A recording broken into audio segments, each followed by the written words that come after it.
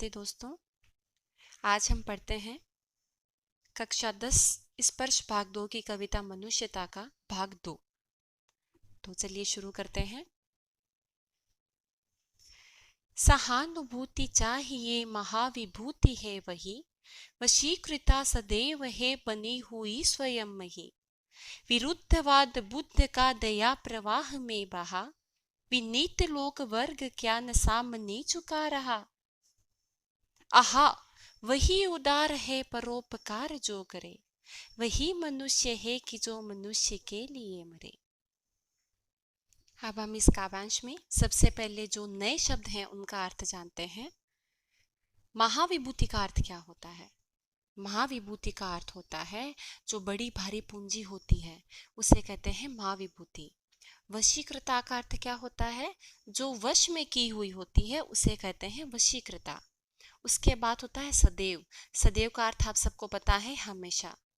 स्वयं का अर्थ होता है खुद, और मही का अर्थ होता है धरती या फिर जो पृथ्वी, उसे कहते हैं मही।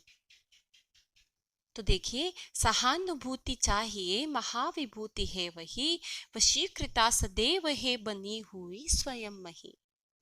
अर्थात यदि मानव से सहानुभूति रखता है तो ये ही उसके जीवन के लिए सबसे बड़ी पूंजी होती है, यही उसका सबसे बड़ा धन है।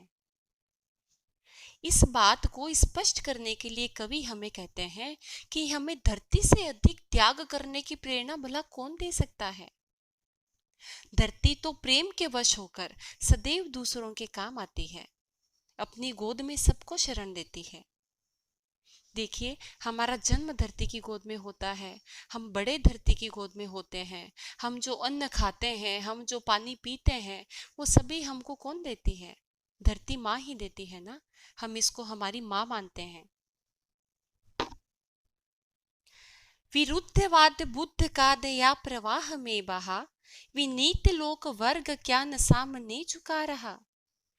अब यहाँ देखते हैं विरुद्धवाद का अर्थ क्या होता है। विरुद्धवाद कहते हैं कि जो विरोध करने की प्रवृत्ति होती है। हम अगर कुछ भी काम करने के लिए अगर जाते हैं तो उसके अंदर कुछ लोग हमारे साथ होते हैं और कुछ लोग उसका विरोध करते हैं, उसके अगेंस्ट होते हैं, तो उसे कहते हैं विरुद्धवाद। बुद्ध यहाँ पर किसके लिए आया है? जो गौतम बुद्ध के उनके लिए यहाँ पर बुद्ध आया है। उसके बाद आया है यहाँ पर शब्द विनीत। विनीत का अर्थ क्या होता है? जो विनम्रता होती है जिसके अंदर, उसे विनीत कहा जाता है, जिसे हम कहते हैं पोलाइट। लोकवर्ग। लोकवर्ग का अर्थ क्या होता है? लोगों का वर्ग, यानी कि जन समूह, कुछ लोगों का वर्ग। तो देखिए यहाँ पर कवि क्या कहना चाह रहे हैं। कवि कहते हैं कि जब गौतम बुद्ध ने अपने विचार सामान्य लोगों के सामने रखे तो उनकी बातें उन सामान्य लोगों को तो बहुत अच्छी लगी, मगर एक वर्ग ऐसा भी था जो कि उसका विरोध किया करते थे। क्यों? क्योंकि महात्मा बुद्ध ने जो परंपरावाद था पुराने समय से, या कुछ लोग जो अंधी और गलत मान्यताओं को मानते हुए चल रहे थे, उसका महात्मा बुद्ध ने विरोध किया। उन्होंने नई मान्यताएं दी और उन्होंने कहा कि इन सब गलत चीजों को छोड़िए। उन्होंने दया, करुणा, इन सब अच्छी भावनाओं की लोगों को कहा कि आप लोग अपने मन में इनको अपनाइए। उसका एक लोगों के अंदर संदेश दिया, दया और करुणा का। बहुत लोगों ने इन बातों का समर्थन किया, जो भी अच्छी बातें उन्होंने बताई, ज्ञान की बातें, और बहुत लोग ऐसे थे जिन्होंने इसका समर्थन नहीं किया। लेकिन महात्मा बुद्ध के जो विचार थे, उनके जो उपदेश थे, वो इतने महान थे कि जो लोग उनका विरोध करते थे वो भी विनीत होकर, वो भी विनम्र होकर उनके सामने झुक गए। आहा, वही उदार है परोपकार जो करे, वही मनुष्य है कि जो मनुष्य के लिए मरे। अर्थात कवि कह रहे हैं, उदार किसे कहते हैं? जिसका दिल बहुत बड़ा होता है, विशाल हृदय वाला। कवि कहते हैं कि बड़े दिल वाला, विशाल हृदय वाला तो वो ही है जो परोपकार करे, पर उपकार, दूसरे का उपकार करे, दूसरे का भला करे। वो ही मनुष्य है जो दूसरे मनुष्य के लिए मरता है। यहाँ पर मरने का आशय ये नहीं है कि वो मर गया, मरने का आशय यही है कि वो उसकी सेवा में, उसके उपकार में, उसके सहयोग में अपने जीवन को समर्पित कर दे। रहो न भूल के कभी मदांध तुच्छ वित्त में, सनाथ जान आपको करो न गर्व चित्त में। अनाथ कौन है यहाँ, त्रिलोकनाथ साथ हैं, दयालु दीन बंधु के बड़े विशाल हाथ हैं। अतीव भाग्यहीन है अधीर भाव जो करे, वही मनुष्य है कि जो मनुष्य के लिए मरे। सबसे पहले हम यहाँ पर जो नए शब्द हैं उनका अर्थ जानते हैं। देखिए, मदांध का अर्थ क्या होता है? मदांध का अर्थ होता है घमंड में अंधा। जिसके पास अगर धन है, संपत्ति है या कोई भी वस्तु ऐसी है जो उसके पास अधिक है, तो उसके नशे के अंदर आकर, उसके मद में आकर वो क्या हो जाता है? अंधा हो जाता है। तुच्छ का अर्थ क्या होता है? जो चीज बिल्कुल मामूली है, नगण्य है, जो किसी काम की नहीं है, उसे कहते हैं तुच्छ। और उसके बाद होता है वित्त। वित्त का अर्थ होता है धन। तो यहाँ पर इंसान किसके अंदर अंधा हो रहा है? धन के घमंड में अंधा हो रहा है। सनाथ का अर्थ क्या होता है? जिसके साथ उसके नाथ हैं।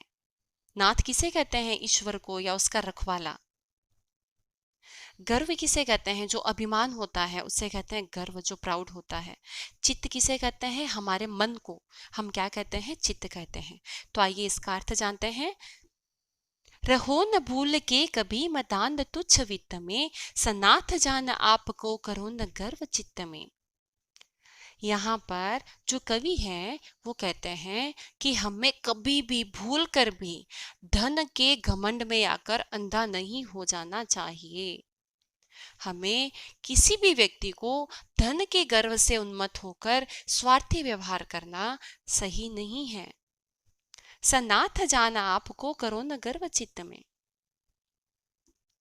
कभी भी आप ये मत सोचिए कि मेरे साथ तो सब कुछ है, मेरे पास सब कुछ है, तो हम इस बात का अपने मन के अंदर अभिमान करके अपने आप को सब कुछ समझने लग जाएं। ये सही बात नहीं है। अनाथ कौन है यहाँ, त्रिलोकनाथ साथ हैं। यहाँ पर अनाथ कौन है? अनाथ किसे कहते हैं? जिसका कोई नहीं होता, जिसका नाथ नहीं होता। हम सामान्य भाषा में अनाथ उसे कहते हैं जिसके माता पिता नहीं होते। यहाँ पर कवि का अर्थ है सनाथ का अर्थ नाथ के साथ और अनाथ का अर्थ नाथ के बिना, जिसका कोई नहीं।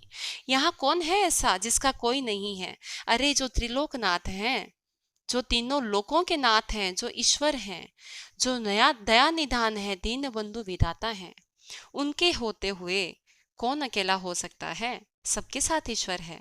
दयालु दीन बंधु के बड़े विशाल हाथ हैं। दीन बंधु किसे कहते हैं? दीन का अर्थ होता है जो गरीब, जो बेसहारा है। बंधु यानी कि उसका भाई।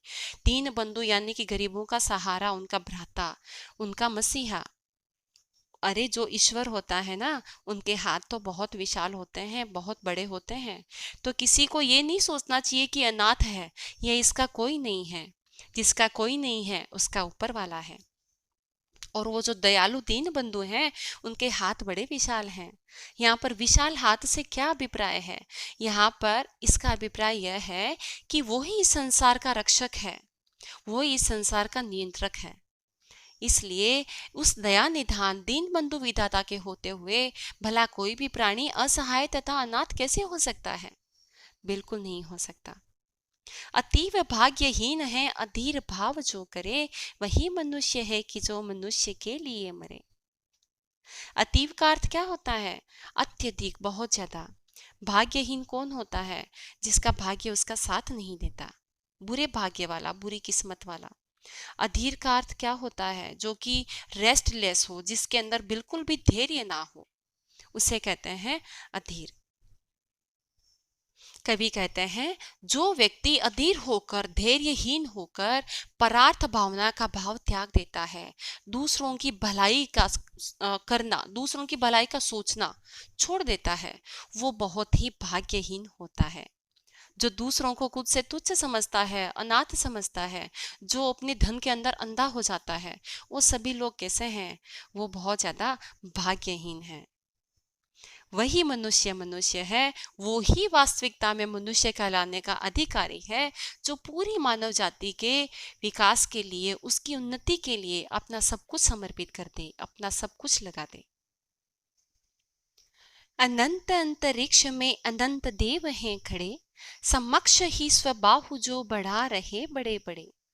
परस्परावलंब से उठो तथा बढ़ो सभी, अभी अमर्त्य अंक में अपंक हो चढ़ो सभी। रहो नयों की एक से न काम और का सरे, वही मनुष्य है कि जो मनुष्य के लिए मरे। देखिए, अनंत का अर्थ क्या होता है? अनंत का अर्थ होता है जिसका कोई अंत ना हो। अंतरिक्ष किसे कहते हैं? जो स्पेस है उसे हम क्या कहते हैं? अंतरिक्ष। अनंत, अनंत किसे कहते हैं? जिसका कोई अंत ना हो, हम पहले ही पढ़ चुके हैं। उसके बाद देव, देव कहते हैं भगवान को। समक्ष का अर्थ होता है हमारे सामने, प्रत्यक्ष। स्वबाहु, स्व का अर्थ होता है अपना, बाहु का अर्थ होता है हाथ। अब यहाँ पर कवि हमें कहना चाह रहे हैं कि हमारी ये जो सृष्टि है, ये जो नेचर है, ये क्या है? ये अनंत है। हम लोगों की मान्यता में क्या कहा जाता है कि जो देवता होते हैं, ईश्वर होते हैं, वो कहाँ रहते हैं? अंतरिक्ष में। हमें अगर खुले मैदान में खड़े होकर ईश्वर को याद करना होता है तो हमारी आंखें किसकी तरफ उठती है? आकाश की तरफ। तो ऐसा कहा जाता है। तो यहाँ पर कवि कह रहे हैं कि अंतरिक्ष में जो देवता हैं, वो अपनी बाहें फैलाकर तुम्हारे शुभ कर्मों के परिणाम स्वरूप, तुम्हारे कार्य अगर अच्छे हैं तो वो तुम्हारा स्वागत करने के लिए तैयार खड़े हैं। जो इंसान अच्छे कर्म करता है उसका स्वागत तो स्वयं परमात्मा करते हैं। इसलिए प्रत्येक मनुष्य को दूसरे मनुष्य का सहारा बनना चाहिए। परस्परावलंब से उठो तथा बढ़ो सभी। परस्पर अवलंब यानी कि एक दूसरे का सहारा बन के आपस में मिलजुल कर हम सभी को आगे बढ़ना चाहिए। ऐसा नहीं कि आप अकेले आगे बढ़ जाएं और आपके साथ वालों को पीछे छोड़ दें। हमें सबके प्रति सहयोग की भावना रखनी चाहिए। सबके प्रति ये भावना रखें कि मेरा विकास हो लेकिन मेरे साथ में सबका विकास हो। अभी अमर्त्य अंक में अपंक हो चढ़ो सभी। यहाँ पर जो शब्द आया है अमर्त्य, अमर्त्य किसका शाब्दिक अर्थ अगर हम देखें तो वो होता है अमरणशील। अमरणशील अर्थात कि जो अमर होता है। हम अमर किसे मानते हैं? जो ईश्वर है, हमारा देवता है, उसे हम अमर मानते हैं। और जो अंक, अंक का अर्थ क्या होता है? ये अनेकार्थी शब्द है। यहाँ पर अंक का अर्थ आया है गोद के लिए। तो यहाँ पर अमर्त्य अंक का अर्थ कवि के अनुसार इस कविता में क्या होगा? देवताओं की गोद में। अपंक, देखिए पंख का अर्थ होता है कीचड़। जो कमल होता है वो किसमें गिरता है? पंख, इसलिए उसको पंकज कहा जाता है। पंख में जन्मा हुआ यानी कीचड़ में जन्मा हुआ। अपंक उसका क्या हो गया? विलोम शब्द हो गया, उसका विपरीतार्थक हो गया, यानी कि कीचड़ के बिना। यहाँ कीचड़ का अभिप्राय वो कीचड़ नहीं है जो हम सामान्य रूप से देखते हैं। यहाँ कीचड़ से अभिप्राय बुरे कर्मों से है, बुरे विचारों से है। कवि यहाँ पे कहते हैं कि हमें एक दूसरे का सहारा बनकर उठना चाहिए, आगे बढ़ना चाहिए। और वो लोग जो दूसरों का सहारा बनते हैं, ऐसे लोगों को तो देवता भी उनका इंतजार करते हैं। हमें अपंक होकर, हमें कोई भी कलंक से हीन होकर, हमारे शरीर में या हमारे शरीर में तो खैर कोई कलंक लगता ही नहीं है, कलंक लगता है सदैव हमारे बुरे कर्मों से।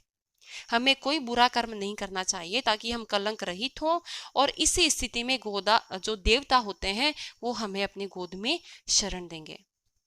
अर्थात हमें अपने मानव जीवन कृतार्थ करना चाहिए तथा शुभ कर्म करके कलंक रहित जीवन यापन करके देवताओं की गोद में स्थान प्राप्त करना चाहिए। रहो न यों की एक से न काम और का सरे, वही मनुष्य है कि जो मनुष्य के लिए मरे। हमें किसी को भी कभी ये नहीं सोचना चाहिए कि उसके बिना या हमारे बिना किसी का काम रुक जाएगा, है ना, कि हमारे बिना तो कोई काम होगा ही नहीं, हम नहीं होंगे तो ये काम नहीं होगा। ये अहंकार का भाव कभी हमें हमारे अंदर नहीं लाना चाहिए। अहंकार का त्याग करके सहयोग की भावना हमारे अंदर हमें रख के हमेशा प्रगति के मार्ग पर आगे बढ़ना चाहिए। मनुष्य कहलाने का अधिकारी वो ही है जो मनुष्य के लिए जीता है तथा उसी के लिए मरता है। मनुष्य मात्र बंधु है, यही बड़ा विवेक है। पुराण पुरुष स्वयंभू पिता प्रसिद्ध एक है। फलानुसार कर्म के अवश्य बाह्य भेद हैं, परंतु अंतरेक्य में प्रमाण भूत वेद हैं। अनर्थ है कि बंधुहीन बंधु की व्यथा हरे, वही मनुष्य है कि जो मनुष्य के लिए मरे। देखिए, मात्र मनुष्य का अर्थ सबको पता है। मात्र का अर्थ होता है केवल। बंधु का अर्थ होता है मित्र या फिर भाई। विवेक का अर्थ होता है बुद्धि। पुराण पुरुष किसे कहते हैं? पुराण पुरुष यानी कि परमात्मा। स्वयंभू किसके लिए कहा गया है? स्वयंभू यानी कि जो स्वयं पैदा हुआ हो उसे कहते हैं स्वयंभू। पिता यहाँ किसके लिए आया है? परमात्मा के लिए आया है। प्रसिद्ध का अर्थ क्या होता है? विख्यात, या फिर जिसकी हम कहते हैं कि ये बहुत ज्यादा फेमस है, प्रसिद्ध है, इसका बहुत ज्यादा नाम है। कवि हमें कहते हैं कि हमें यानी कि मनुष्य को सदा विवेकशील व्यवहार करना चाहिए, है ना। क्योंकि हम क्या हैं? हम एक सामाजिक प्राणी हैं। हम समाज में रहते हैं। हमें समाज में रहते हुए सदैव एक दूसरे के काम आना चाहिए। जो हमारे वेद हैं, पुराण हैं, उनमें भी ये लिखा गया है कि जगत का जो निर्माण करता है, इसको जो नियंत्रित करता है, वो कौन है? वो स्वयं परमात्मा है। हमारा सबसे बड़ा विवेक, हमारा सबसे बड़ी बुद्धि में क्या बात होनी चाहिए कि हर मनुष्य का भाई है, उसका मित्र है, उसका बंधु है, हमें सहायता करनी चाहिए। और हमारा परमात्मा तो एक ही है। फलानुसार कर्म के अवश्य बाह्य भेद है, परंतु अंतरेक्य में प्रमाण भूत वेद है। अब यहाँ पर फलानुसार का अर्थ क्या होता है? फल के अनुसार।